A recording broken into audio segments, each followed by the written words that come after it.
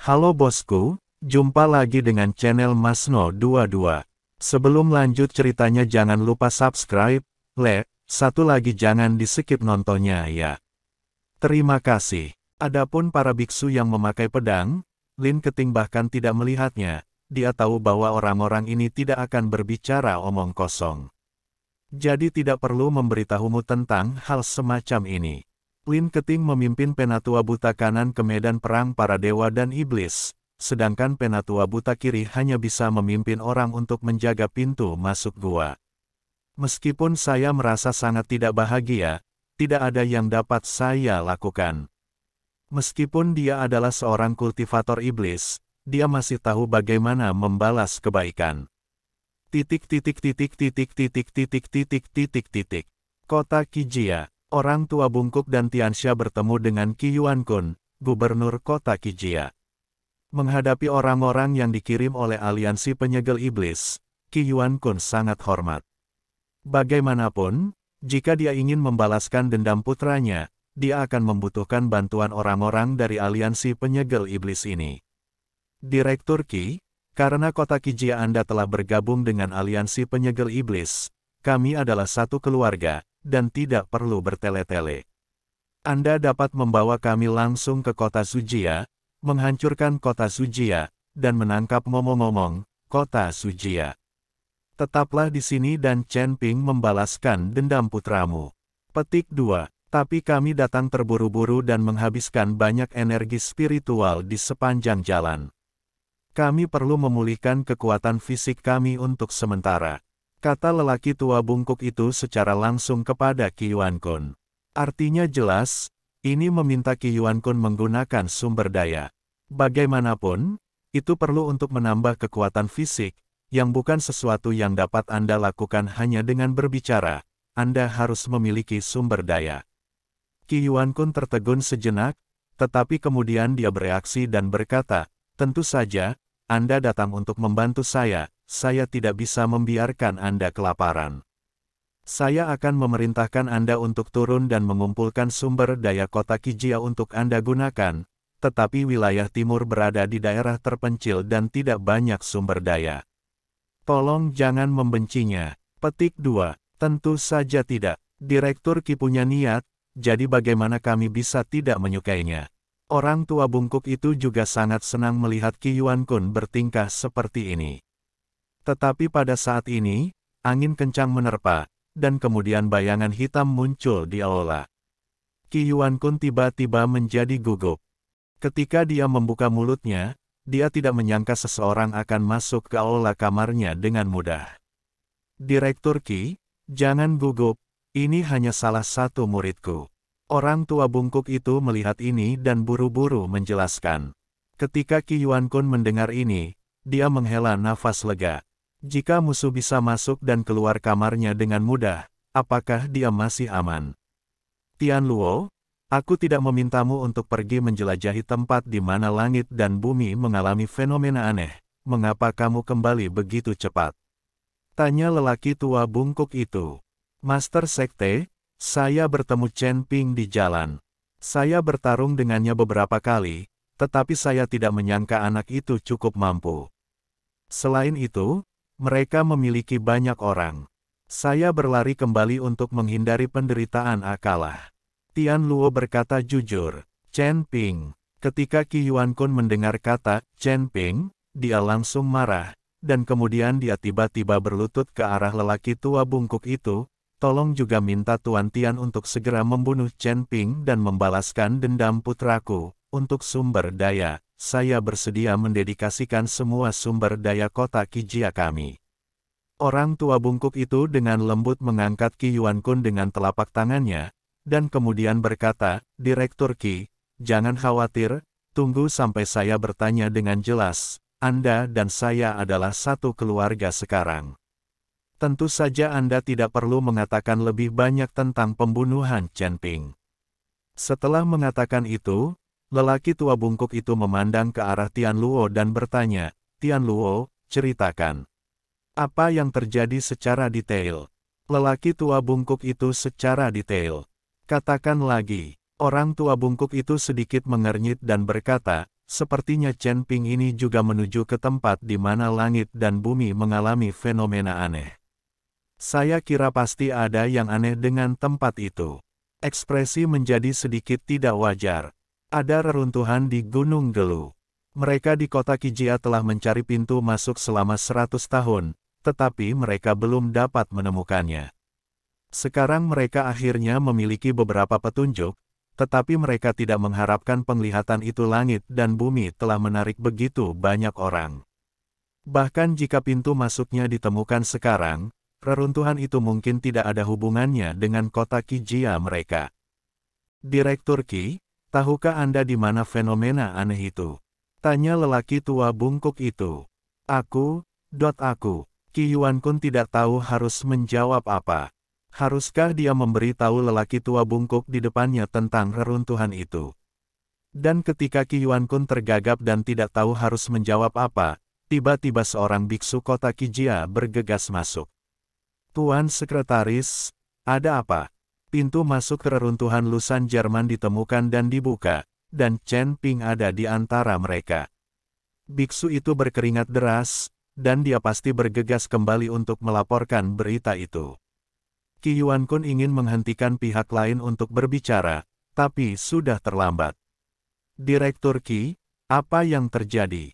Apa yang terjadi dengan reruntuhan itu? Kata lelaki tua bungkuk itu dengan sedikit cemberut. Tuan Tian, ada rumor bahwa ada dunia lain di Gunung Gelu, dan ada reruntuhan kuno di sana, yang tercatat dalam buku kuno kota Kijia kita. Pintu masuk ke reruntuhan belum ditemukan. Sekarang fenomena aneh sering muncul di bumi, itu pasti ada hubungannya dengan reruntuhan. Sekarang pintu masuk ke reruntuhan telah ditemukan, saya yakin pasti ada banyak harta karun di dalamnya. Qi Yuankun hanya bisa mengatakan yang sebenarnya.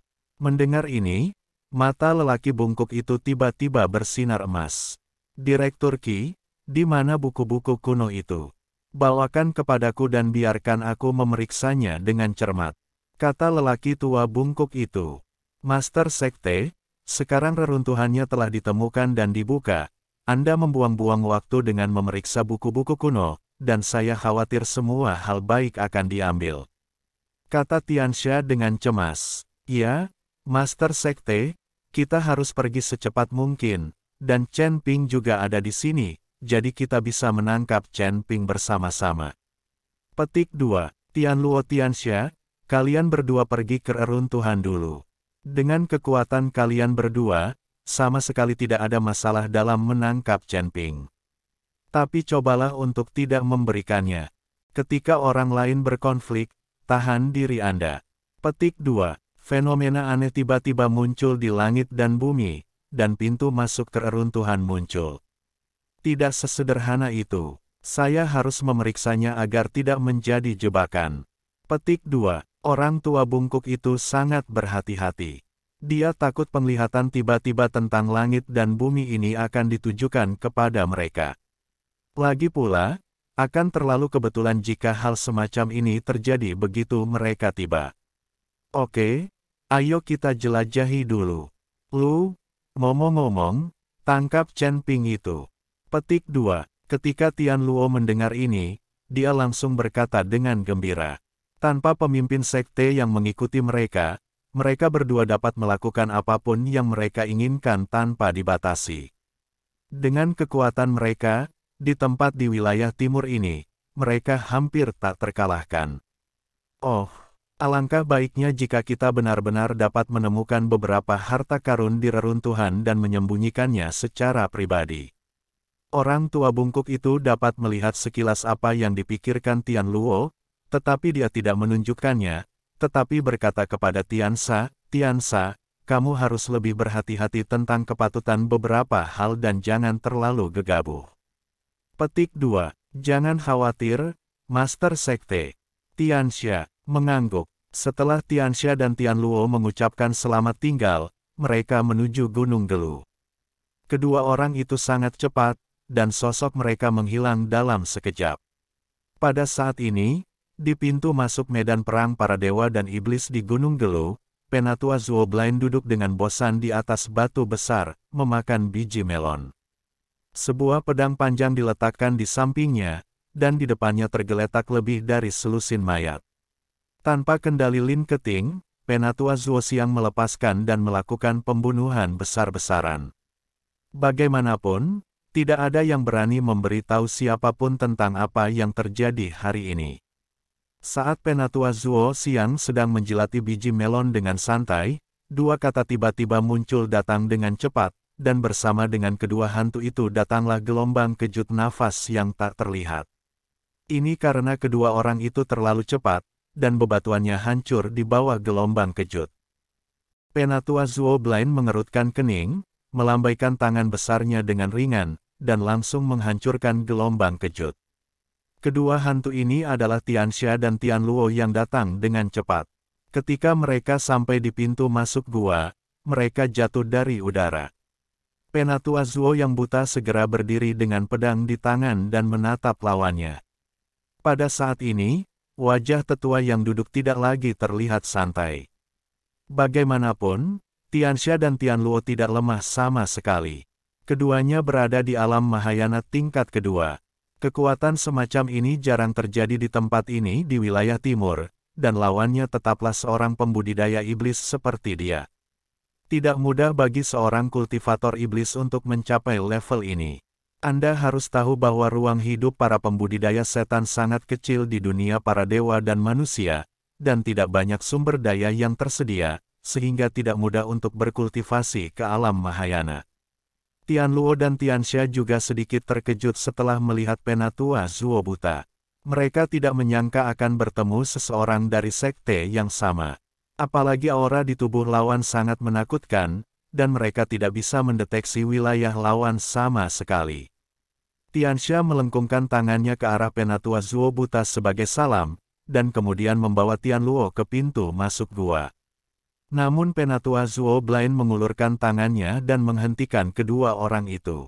"Rekan Tao, mengapa kamu menghentikan kami?"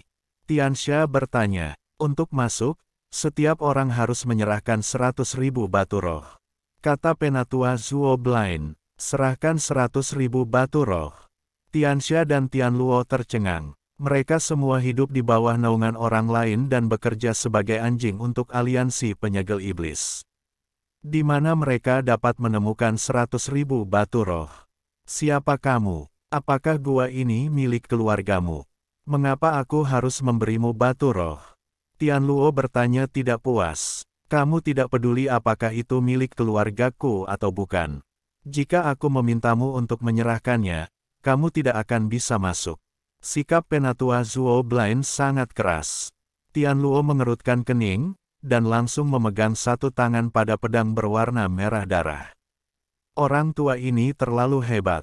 Bukankah ini perampokan? Melihat ini, Tianxia segera menekan.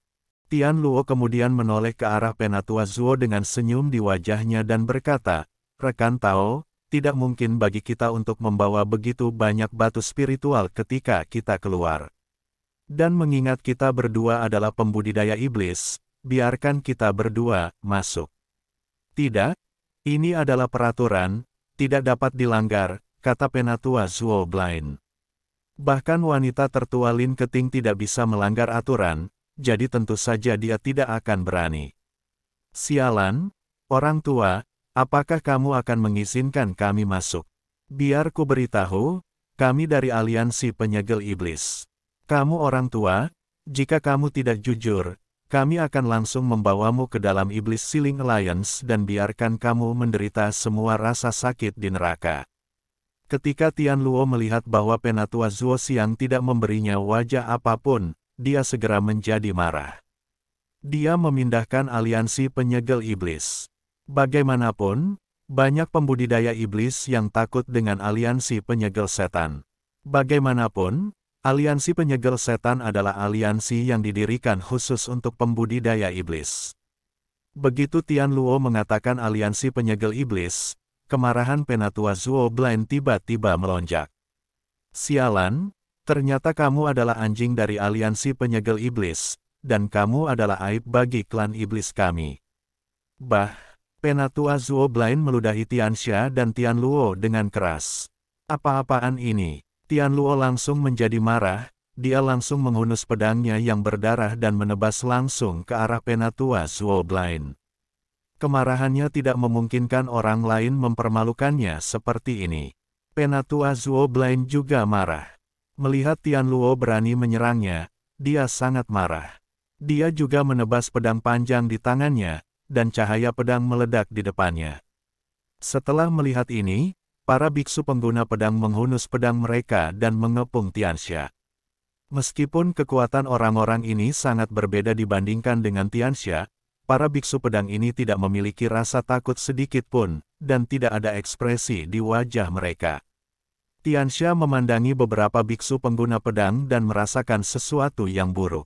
Jelas sekali bahwa keadaan yang ditunjukkan oleh para biksu ini begitu luar biasa sehingga sekte biasa tidak akan mampu membina orang-orang seperti itu.